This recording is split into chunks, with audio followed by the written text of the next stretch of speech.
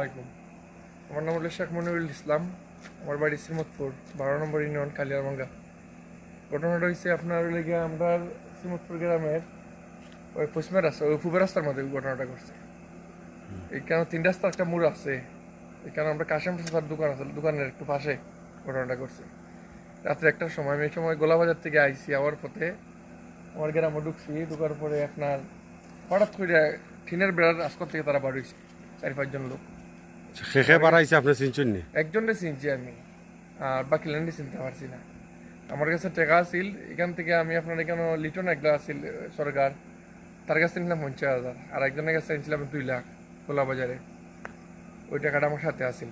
তারা আমার ঝাপটা করছে।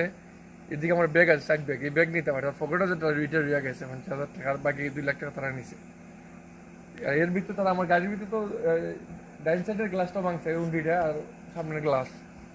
হঠাৎ করে আমার উপরে তারা অ্যাটাক করছে, আমি তো বুঝতে পারছি না। আমার বাড়ির মধ্যে আমার উপরে অ্যাটাক করবে এটা আমি বুঝতে পারছি না।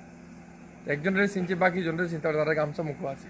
থানাত কি কোনো অভিযোগ দিছেন? তাহলে আমি গেছিলাম অভিযোগ দেওয়ার লেগে, আবার তো ডিউটি অফিসার অভিযোগটা রাখছে। আর আপনার তদন্ত ওই ওসি স্যার এলে পরে স্বাক্ষর নিয়ে আগামীকালকে।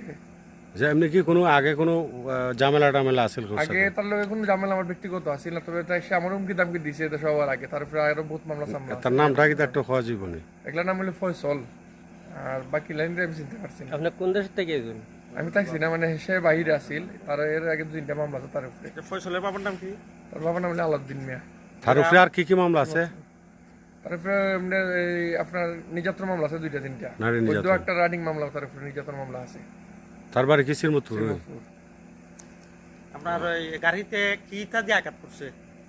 তার কাছে আসছিল আপনার স্টাম্প দেখছিলাম, আর রড আছিল 2-3টা রড। রড আছে।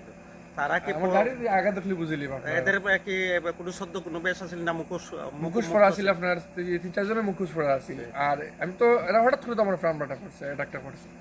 আমি তো আর বুঝতে পারছি না। আর একজন আমি চিনতে পারছি, মানে হে তার ফাও সমস্যা দূর দিছে, আর তার মুখের পেজার তার কি আমার কাছে পৌঁছে। আচ্ছা, ওকে।